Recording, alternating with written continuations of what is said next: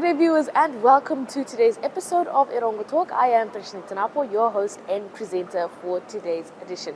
Now, of course, we bring you the news, the weather, and your weekly sports update. My colleague, Leandrea Moers, brings us a very interesting interview with a sailor, and I definitely think you should stick around for the rest of the show. Erongo Red is looking for heroes like you to help stop copper cable theft. It's a crime that affects everyone. It causes unplanned power outages, leads to public safety hazards, exposes wires that can cause injury or death, and increases electricity tariffs. So let's work together to stop copper cable theft. Report suspicious activity to 96000 toll free or 081-144-2373. Erongo Red. Power to the people. Hallo kijkers en welkom by vandag se episode van ErongoTalk. I am your host Frida Molatu. I'm your Oshal in Johannes. Bring ons vir julle die nuus, die weer en nog meer. Ek is nog steeds betrokke by Sparta self. Die weer is mooi. Dis 'n eer om hier te wees. Ondersteun ons. Ons gaan julle trots maak. Sit gerus terug en geniet hierdie episode met ons.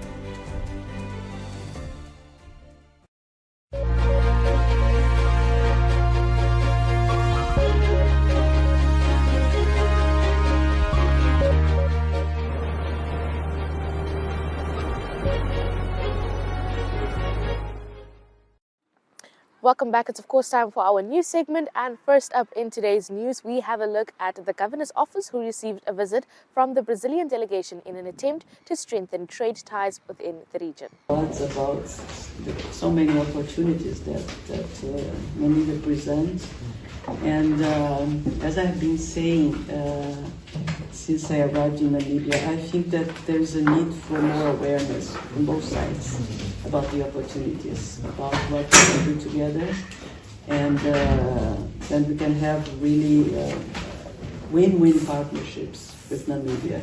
We can bring our expertise here, we can bring services, we can bring investments, and to our benefit as well. Because Africa is now booming with, so many opportunities, so much is going on.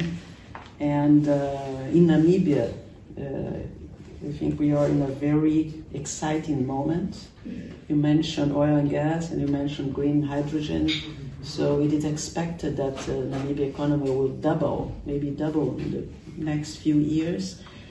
So that there will be plenty of opportunities, plenty of possibilities. For example, I think about gas and all the energy that will be produced here, not only to export but to make Namibia more self-dependent on energy. And this brings industries, and also Namibia has. Now we hope only good news can foster from these collaborations, and that we see an increase in the trade within the two countries. Similarly, in more news, the Governor's Office also received a visit from Lifeline Childline along with their international counterparts, just to have a chat on early childhood development within the region as well. But I hear your challenges with that huge increase, drastic increase of children being enrolled in that age, which is difficult to face. Nevertheless, a child is a child, and finally we really want that all these children have access to quality pre-primary education, at least 1 year, as Sustainable Development Goal 4.2 are telling us. So definitely with that shift from the Ministry of Gender towards the Ministry of Education, that was also the discussion on Monday in the ministry. We definitely have to look into it, how we can attach these ECD centers even closer. We know the collaboration is really going excellent here in this region when it comes to bringing the CEOs into the game to monitor, and also the registration is very, very important. Nevertheless, I feel when we come back from this Hildegard ECD center, having experienced also the owner, I mean, this woman is a hero. There is no other word. And this woman is devoting her life to these children, but she is standing alone.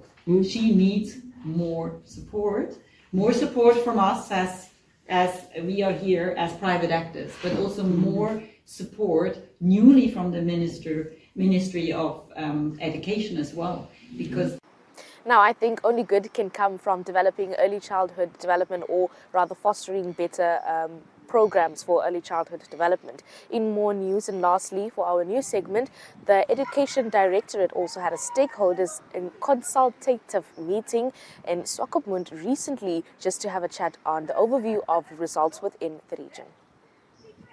The Erongo region has got potential for hardworking learners. We must just continue motivating them and show that we believe in them to achieve better. If we boost their confidence level, we will have productive young people that will further grow this country.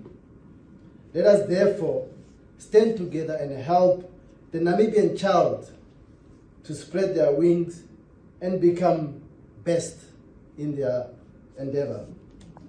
As we are gathered here today, we must reaffirm our shared responsibility to the principles of equity, access, and excellence in education in our region, so that we overcome the above-mentioned challenges.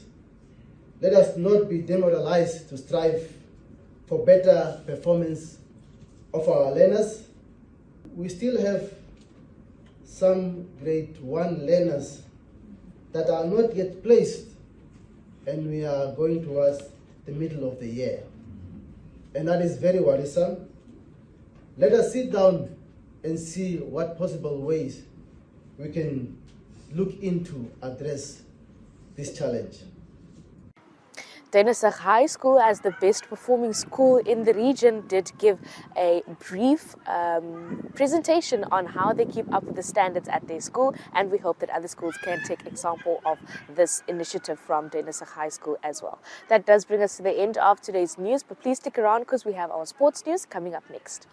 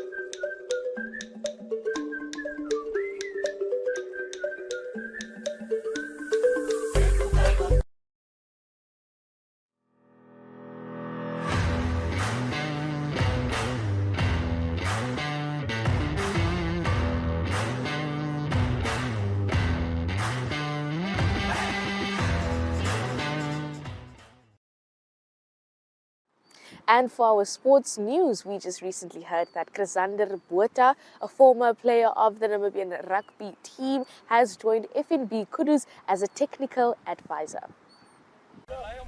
Welkom, Tristan. Is het Walvis Bay? Dankie. Sien, is goed om vir jou te hê, man. Wat gaan jou rol wees hier by Kudu Rugby Club? Nee, dankie eerstens. Ek dink dit is wonderlik om weer terug te wees. En dan rol mag uitgesit, lekker gekommunikeer met die Kudu bestuur. Hulle missie, hulle visie, net die plan vir hierdie span. Ek baie talent hier so. My rol is maar grootendeels as 'n konsultant. Om Kudu Rugby se drome probeer realiteit te maak. Ek bedoel maar net bietjie insit die laaste 5 jaar wat ek geleer het as afrigter. En dan net terugkom en terugploeg grootendeels met die korttermynvisie van die klub, om obviously in die finaal te speel van die Premier Liga, en dan ook maar te help met die development van jonger spelers. Tristan, spesifiek, kom ons begin met die afrigters. Spesifiek met die afrigtersgedeelte, dink jy sal hierdie manne kan help om na die volgende vlak toe te skuif? Natuurlik met die ervaring wat jy tot dusver toe opgebou het. Ja, ek dink Donnie is eenvoudig, ook nie so eenvoudig nie, maar ek dink almal hierso, myself en Kleis, ons leer nog elke dag so ons aangaan. Ongelukkig is ek 'n liefhebber van rugby, so ek sit maar ekstra tyd in om myself beter te maak die hele tyd. En dan die dag wanneer ek nie meer 'n ou kan leer nie of 'n ou iets kan leer nie wat hy nog nie weet nie, dan beteken dit ek moet weer iets nuuts kry. So dis maar my doel in coaching ook. Ek verbeter myself elke dag nog soos ons aangaan en dis maar my groot rol hier, my groot doel om soos ek gesê het die missie realiteit te maak. 2007 was jy deel van die span wat hierdie ouens die eerste liga uitgevat het na die tweede liga toe. Dit sal soos 'n droom waar word. Ja, ek dink is lank terug as 'n ou dink saam met jou ook gespeel op een stadium. Maar dis lank terug Donnie, maar ek dink is goeie herinneringe vir baie mense van ons gemeenskap op Narrewal. En dan as so iets moet gebeur, dink ek gaan Narrewal maar weer op hol wees. So dis maar die doel. Tristan, so 2007, 8, 9, 10 etlike jare terug was Kudu spesifiek vir Narrewal. Dit het eintlik verander in die laaste paar jare. Kudu het nou meer Walvis Bay span geword. Die hele dorp staan agter hom. Sal dit blywende nuus vir jou wees dat rugby so oorgevat het in Walvis? Ja, dit bewys maar net Donnie is groei. Verstaan? Groei as 'n klub. Ek bedoel as 'n klein klub van 'n gemeenskap gewees destyds, maar nou soos jy nou dit daar noem, is nommer 1 rugby klub in die kus basies. So tyd ek dink is bevestig. Kudu is die nommer 1 klub aan die kus, maar dis nou tyd om 'n dominerende span in Namibiese rugby ook te raak. Ek dink Kudu doen nog die laaste paar jaar baie goed. Baie talent, baie goeie spelers, 'n groot groep spelers ook.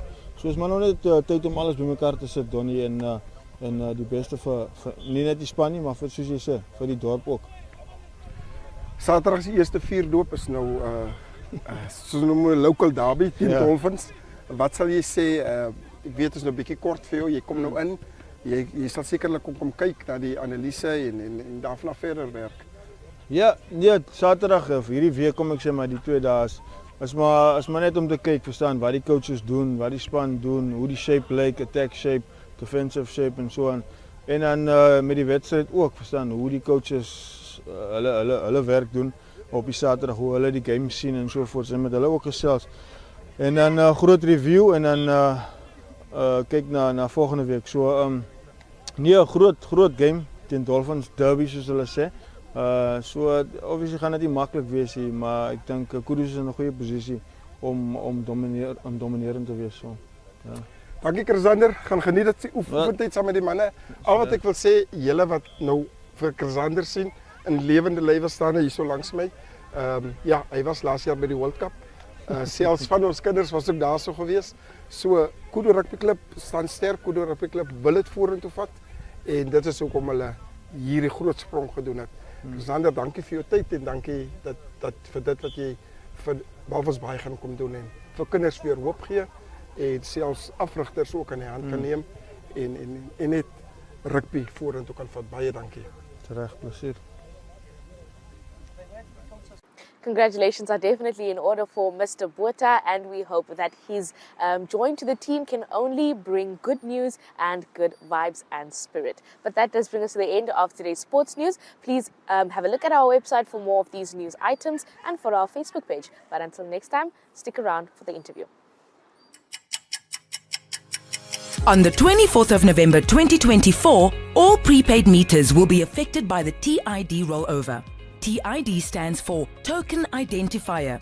All prepaid meters have a TID that identifies when prepaid electricity was purchased. It ensures that tokens cannot be used more than once. On the 24th of November 2024, the TID life cycle of all prepaid meters will expire. As a result, the TID value on all prepaid meters will roll over to 0. To be able to recharge your electricity after TID rollover, you must ensure that you update your meter before the 24th of November 2024. There are 2 ways to update your meter. 1. An Erongo Red employee or appointed contractor with an identification card will update your meter for you. A detailed schedule of when Erongo Red will conduct meter updates in your area will be shared on all media platforms. 2. You can update your meter yourself. Visit or call any Erongo Red office for assistance. To check if your meter is updated, enter #005# on the keypad. A code will appear on the screen to indicate your meter status. Remember, you must ensure that your meter is updated before the 24th of November 2024 for uninterrupted vending. For more information, visit any Erongo Red office or call us toll-free on 96000. Erongo Red, power to the people.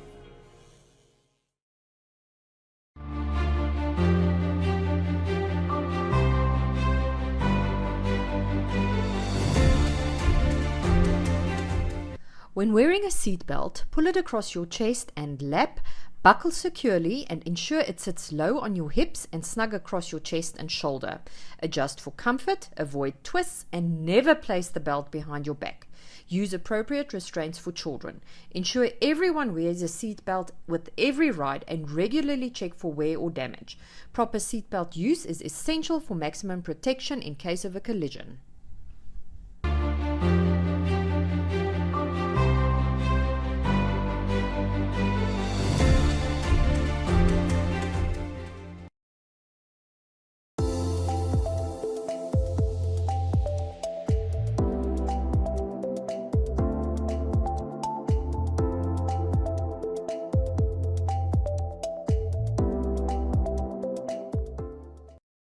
With me here is Tristan Keulder, 17-year-old Tristan Keulder, 17. And I'm very excited to be chatting to you today because you sailed all the way to Brazil. All the way to Brazil. It's been a long ride. No, I can imagine. But Tristan, tell us why? Why Brazil? Tell us about the whole journey leading up to you sailing to Brazil from Walvis Bay. From a very small age, I've been very obsessed with boats. I started sailing these really small things when I was grade 1, grade 2. I've just been going up ever since. So I recently, well not recently, 2 years ago, did my sailing ticket in South Africa to sail internationally because that's always been my dream to do these long passages. And locally I've been working at catamaran charters and getting my experience there, and that's been great, of course. So ever since then I've just wanted to do these long passages, and this was a very impromptu decision. It was a very fast decision that I had to make, but I couldn't pass up an opportunity like that. You'd understand, sailing to Brazil, it's why say no to that? Exactly. Now tell us a bit about the boat. Tell us about the experience. I'm sailing here from Walvis Bay to Brazil. Just walk us through that. Sailing here in Walvis Bay is a very different experience to sailing offshore. The waves here are minute. You barely get any waves. There we had some really big storms. Not really big, but for me, sailing in a bay where I get max half a meter swells, we had big swells. It was very fun. We had a lot of wind, lots more than we get here, and it was my first time really sailing through the day, through the night, really having a long period of sailing before motoring again when we had no wind, of course. It was amazing sailing on the boat. We sailed on a Fountain Peugeot Elba 45. It's a catamaran, it's a 45-foot catamaran, plenty of space, 3 cabins, 2 on the right side, 1 on the left. I slept in front, so every time we hit a wave, I felt that blow. Didn't sleep that well for the first few nights, but you get used to it. All the seasickness goes away after the first 2 days, and then you're in the moment. You see so much wildlife out there that you don't see here in the bay or on the shoreline. So many exotic birds. So it was really an experience to just see the wildlife out there. Saw a lot of dolphins. We had one whale encounter where the whale jumped out of the water. Wow. That was my first time seeing, many people don't know this, but these tuna, when they chase fish to the surface, they literally jump out with their whole bodies. These huge yellowfin tunas jump out of the water completely, and we got to saw that. For me, that was pretty amazing because you don't see fish do that often. Exactly. We weren't successful with our fishing expedition, Okay. unfortunately, but it's all part of the fun. We had a line out every day and had a lot of fun trying to catch fish. Now, how long were you in the water? I'm not sure about the duration. I think it was about 1.5 months, but we did about 5,200 miles. Sure. It's a long way. It's definitely a long way. Yeah. Now you finally tasted sailing internationally. Are you going to do it again? I definitely want to do it again. I had a next opportunity lined up in May, end of May. I'm not taking that. I'm enjoying my time being back home. It's been a long time since I've been here, enjoying our Namibian culture that I've missed so dearly. It's nice to be back. It was a wonderful experience being away, getting to know different cultures, getting to know the Brazilian people, the Santolinian people. The Caribbean was an experience I'll probably never forget. But of all the places I've been, I still prefer Namibia. Namibia is an amazing country, and you only appreciate it once you've been somewhere else. Exactly. Now tell me, Tristan, to a young person out there that's maybe watching this, and they also have this love for the ocean and sailing, what advice would you like to give them? How do they start with sailing? Go for it. Just go for it. It's so much fun. It teaches you to stay calm in really stressful situations. When you come, the only place you can sail in Namibia now is at the yacht club. They have a sailing school there. You can contact them and organize a sailing course, and then you start on these really small boats you don't really fit in, and then slowly work yourself up. I learned a lot to keep calm in very stressful situations, which helps you further in life. When you're working at stressful jobs, when you're studying for exams, it just really grounds you. And it's nice to be on the water. Why wouldn't you be? It's the water. It's every day, the sun's shining, I'm out there. So what would you say was your biggest highlight of this trip, aside from the fish jumping out of the water? My highlight of the trip was definitely Fernando de Noronha. It's an island not a lot of people know about it. It's offshore of Brazil. Beautiful beaches. We rented this small beach buggy to drive on the island with, and that was me and my skipper now, and we drove around the whole island. There was a surfing competition going on. Unfortunately, only locals allowed. I couldn't take part in that one. But the birds, there was a wildlife sanctuary, so you had to pay a fee like you would in Etosha for every day you were there. But it's a really private island. Not a lot of people get to go there, and that makes it more special. The people, they're also very friendly. In Brazil, you'd think they could speak English, but they can't. I was struggling. They only speak Portuguese, and on that island they could speak a bit of English, so I felt a bit more at home. At home. Your biggest challenge of the trip? My biggest challenge, probably dealing with the days we didn't have wind. When we were passing by the equator, we didn't have any winds, which is not exceptional. It's just that region where there's no wind, and it's just looking for something to do the whole day. We repaired our one sail in that time, we did some engine work in that time, I caught up with my work in that time, which was also important. But it's just to find the motivation to keep going, because you're so bored. The boat really gets small when you don't have something to do all the time. Well, eventually, of course, the obvious goal is sail around the world, isn't it? Yes! Sail around the world. I'd love to get more into racing, into sailing racing, not on small boats, on bigger boats, of course. I really enjoyed this experience, but the parts that were most fun for me was when we had 30 knot winds, we had this small cloth of sail open, and we were still doing 12, 14 knots. Sure. So it's a very high speed. I'm not used to that. On these boats, I don't do that often. So I definitely like to get into racing. Definitely in the future. There we have it, Tristan Keulder. Anything else from your side, Tristan? Get out there, guys. Hallo kykers en welkom by vandag se episode van ErongoTalk. I am your host Frida Molito. I'm your host Johannes. Bring ons vir julle die nuus, die weer en nog meer. Ek is nog steeds betrokke by Sparta self. Die weer is mooi. Dit is 'n eer om hier te wees. Ondersteun ons. Ons gaan julle trots maak. Sit gerus terug en geniet hierdie episode met ons.